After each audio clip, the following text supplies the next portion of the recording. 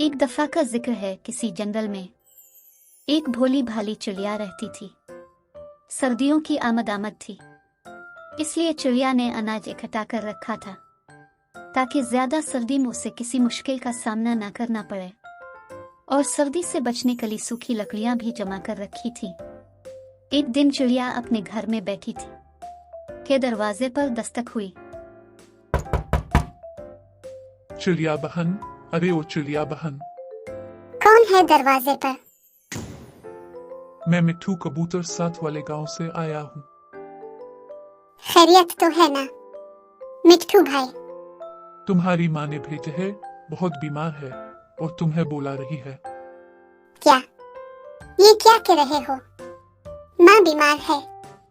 खैर, बहुत शुक्रिया मिट्ठू भैया। चिड़िया ने मिट्ठू कबूतर का शुक्रिया अदा किया। फिर चिड़िया अपने घर को ताला लगाया और अपने हमसायों गोरी कवि और कालू कौवे के घर की तरफ उड़ गई। कालू भैया, गोरी बहन, मेरी माँ ना बहुत बीमार है, मैं इससे मिलने जा रही हूँ। पीछे से आप लोग मेरे घर का ख्याल रखना। तुम फिक्र ना करो चिड़िया, तुम्हारा घर हमारा घर भी है, हम अच्छे से ख्याल रखेंगे। घर को ताला लगा कर जा रही हो तो चाबी हमें दे दो ताकि हम ध्यान रख सकें। ठीक है गोरी बहन। चिड़िया कालू और गोरी को घर की चाबी दे देती है और चली जाती है। अरे वाह वाह, अब मजा आएगा, हम पीछे से चिड़िया का सब कुछ खा लेंगे। हाँ, कालू में भी यही सोच रही थी। अब कुछ दिन तक हमें अनाज की कोई फिक्र नहीं होगी। कालू कौवा और गोरी कवि चिड़िया के घर में दाखिल होते हैं और उसका सारा अनाज खा जाते हैं और सारी लकड़ियां भी जला लेते हैं। कालू, हम इधर ही सो जाते हैं। चिड़िया तो अब काफी दिन बाद आई।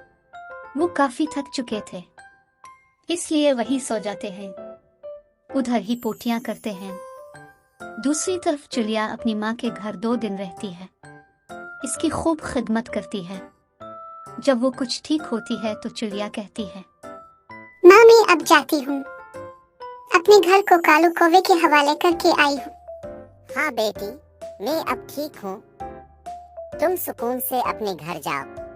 कालू और गोरी ने 2 दिन में चिड़िया के घर में मौजूद तमाम अनाज खा लिया और घर को ऐसे गंदा कर दिया था जैसे कचरे का ढेर हो।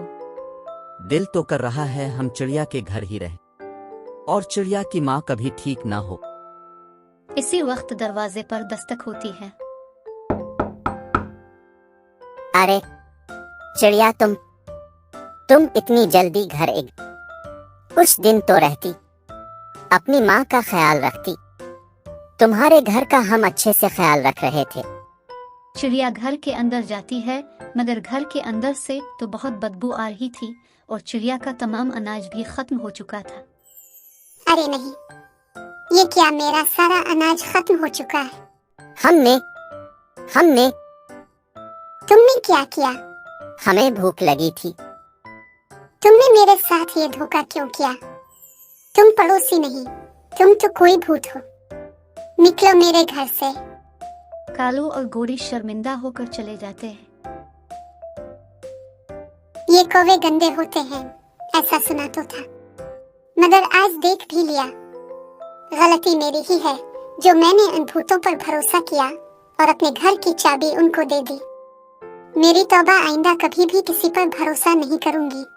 फिर एक दिन चिड़िया अपने घर में बैठी थी कि दरवाजे पर दस्तक हुई। इसने दरवाजा खोला तो देखा कि कालू कौवा और गोरी कवि खड़े हैं। चिड़िया ने इन दोनों को देखकर गुस्से से कहा, तुम दोनों यहाँ क्या कर रहे हो? चिड़िया बहन, हमें अपनी गलती का एहसास हो गया है। हमने तुम्हारे साथ धोखा किया था, हम इसलिए मुआफी मांगने आए हैं। हम वादा करते हैं कि आइंदा हम कभी भी ऐसा नहीं करेंगे, हम हमेशा तुम्हारी मदद करेंगे। चिड़िया ने इन दोनों को मुआफ कर दिया। इसने कहा, मैं जानती हूँ कि तुम दोनों को अपनी गलती का एहसास हो गया है, मैं तुम्हें मुआफ करती हूँ। कालू कौवा और गोरी कवि बहुत खुश हुए उन्होंने चिड़िया का शुक्रिया अदा किया और अपने घर की तरफ चले गए। प्यारे बच्चों, हमने सीखा कि माफ करना एक अच्छी खसलत है। हमें हमेशा दूसरों को माफ करने की कोशिश करनी चाहिए।